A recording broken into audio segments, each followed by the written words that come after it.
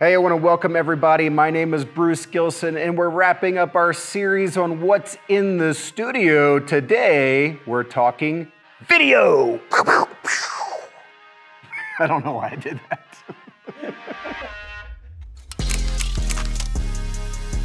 All right, so we are wrapping up this series on what's in the studio, and today we get to talk about video. And to be honest with you, the video system inside this studio is probably a little bit more complex than what might be normal.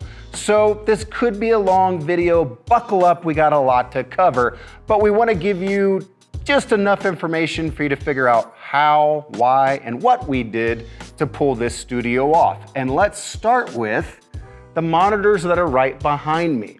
We actually have three 16:9 monitors that are put in portrait mode.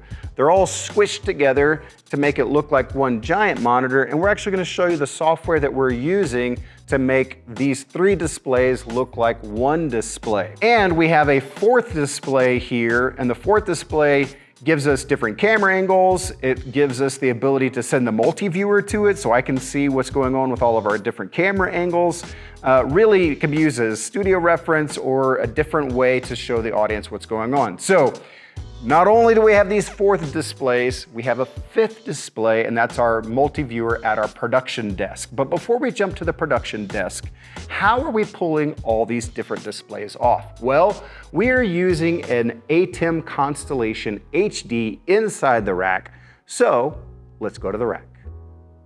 All right, so here we are at the rack, and down here you can see we have an ATEM Constellation HD that is really the center of the whole thing, where everything's coming in and everything is going out. Now, if you're not familiar with the Constellation HD, the thing that is really unique about it is that every output is routable. So that means that we can send any input to any output that we want. So we're using that as our matrix to then send multiple things into the Constellation, and then we can send multiple things out of the Constellation to hit every single display that's inside of our studio. We also have this monitor inside the rack that has our multi-viewer for the Constellation. It shows us what the program is to the Constellation. On the program feed, it's going off to an embedder where we can marry audio and video together. We can send the embeds off to our capture card, which is inside of our computer that we'll look at in just a moment, and really gives us the ability to have that flexibility to get audio, video, anywhere, everywhere that we want it to go. In order to fully understand that, you're gonna have to see what's happening on the desk, so let's take a look. The first thing I want to note is we have a production computer on the desk. Inside there is a Blackmagic Duo capture card that we've got all the ends coming out for capturing. And then we send the video normal stuff over to a monitor on the desk. Now, for those editors out there, you're going, hey, do y'all do editing right there inside the studio? No, Jonathan does it all at home. So if he wants to talk about his editing computer, I'll let him do that. But this is not the editing station. This is just really our production station. We also have a multi-view display right here for our ATEM Mini Extreme ISO. The ATEM Mini Extreme ISO has two routable outputs. One of them goes off to a capture card for us, and the second one goes right here to the multi-viewer. Now, if you want to know more about the ATEM Mini Extreme ISO, we're going to drop a video about it.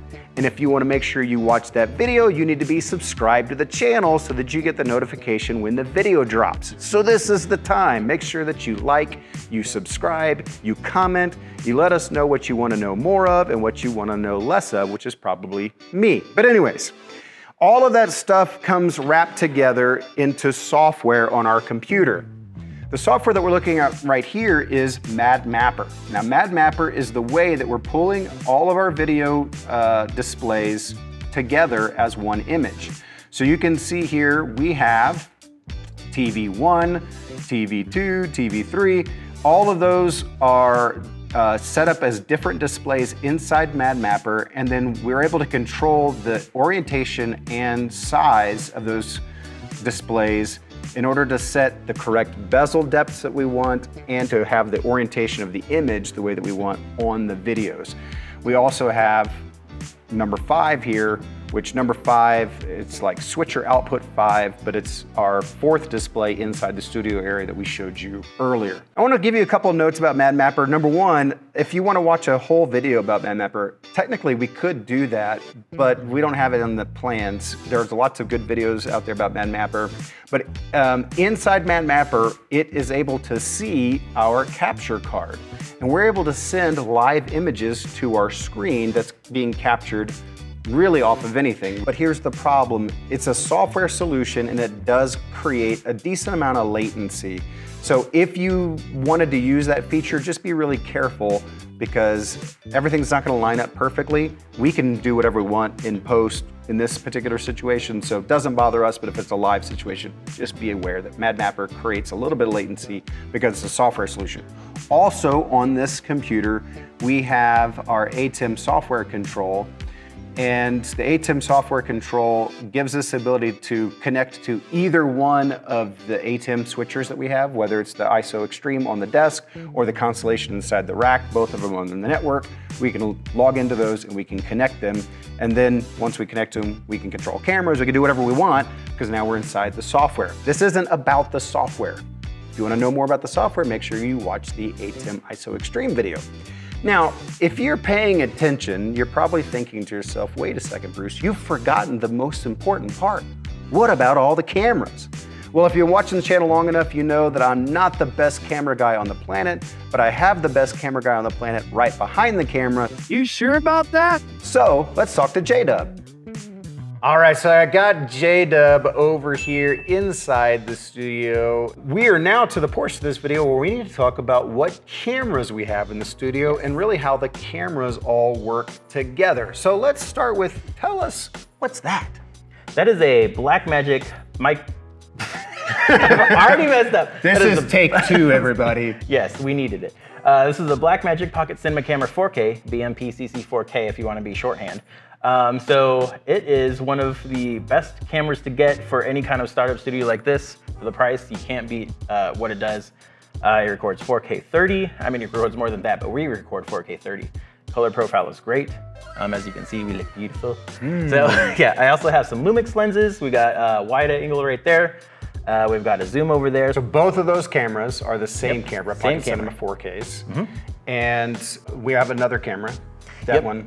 We got a micro studio camera, and so that is a relatively new addition to our studio, so we can get some nice unboxings going on, so you can see those sweet top down of empty boxes. So there we go, and we've got another lens on there. It's just a standard prime lens. I can't remember the name off the top of my head. It's gonna be right here, and yeah, we just go up, set it, forget it, and it's good to go. All right, so inside the cameras, you're doing a couple of cool things that I think are cool. They may not be that cool, but you're building different color profiles.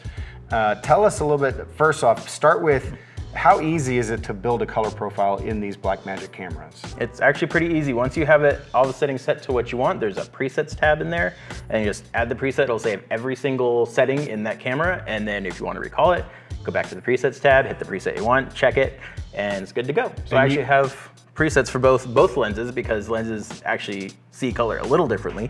Yeah, and we have actually more than just these 2 lenses. We also have wide angle lenses and stuff like that. So you got an anamorphic too, so that way any kind of stretch footage, you get the anamorphic thing, it brings it back into the regular squeeze. And you've assigned those presets, so it's real easy to hit the button, to recall it. Now, you didn't actually set those presets to make it look good on our multi-viewer. You made the presets based on how you want it to look when you bring it into color.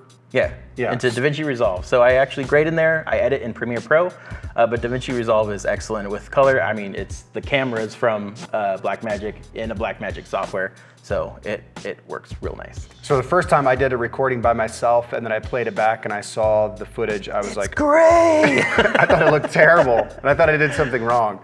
And then I freaked out and I called Jonathan and I uploaded a segment to it and he was like, no, that's it. And I was like, how? That's how I need it.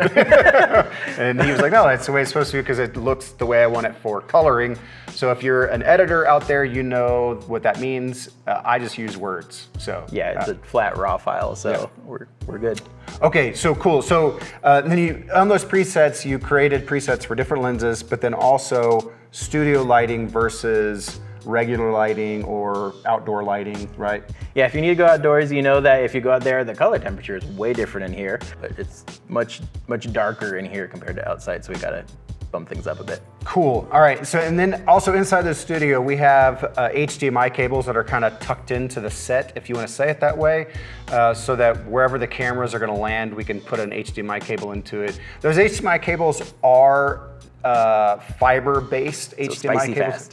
Yeah, and they really help make everything super simple inside the studio. For example, this camera above us is just set it and forget it. It's run, it hits the ATEM, never changes.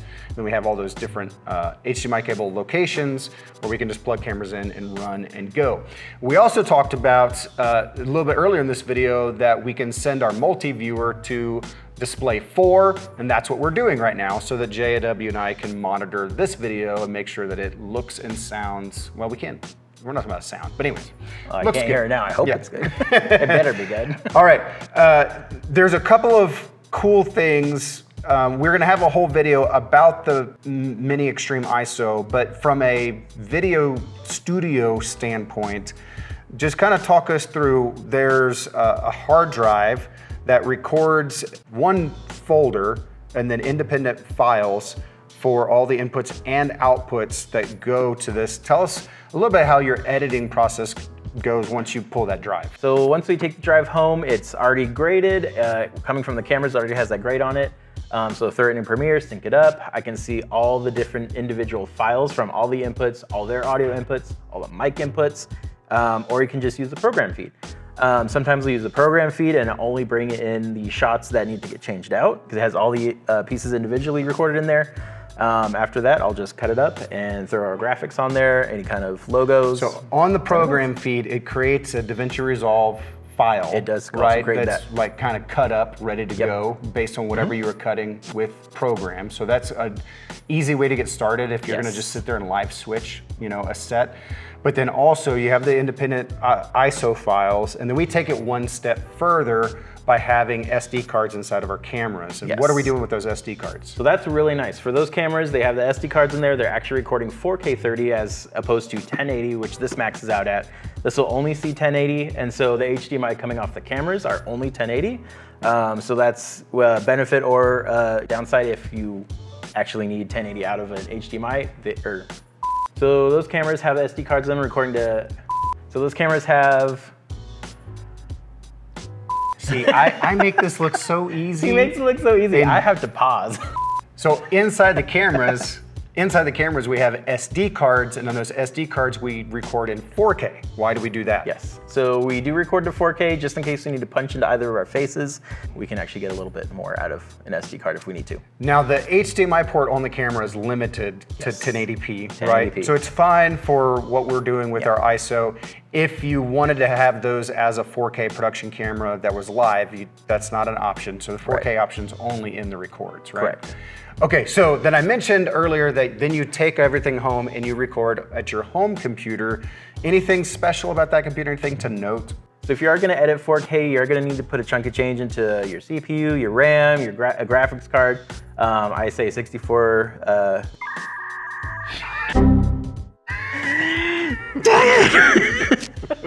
Bruce makes it look so easy. Just for the record, we just want everybody, take 20. We want everybody to know that I'll do my whole thing, and the Jonathan's like, hey, give me one more take. We typically do 2 takes. Sometimes we do 3 takes. It's rare. Jonathan here, take it away, buddy. Okay, take 365. Okay, so you will have to put a chunk of change down for a computer if you want to edit 4K. This is 1080, so you don't have to do too much. But definitely, if you can invest into your graphics card, your CPU, your RAM, 64 gigs of RAM is what I usually try and take a baseline at. This computer here has 32, so it's a little laggy, but we make it work if I have to, if the computer at home goes down. But yeah. I think that that's been a pretty comprehensive overview of the video systems inside the EventTech AV studio. Make sure that you comment if there was something that you felt like we didn't cover.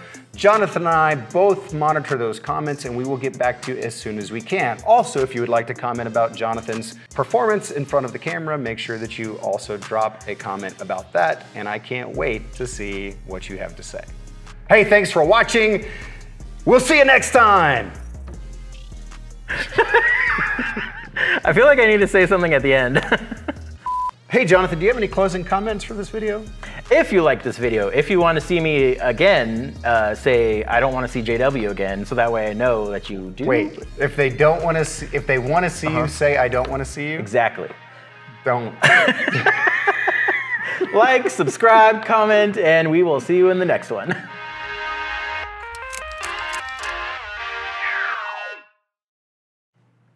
There you go. I don't know.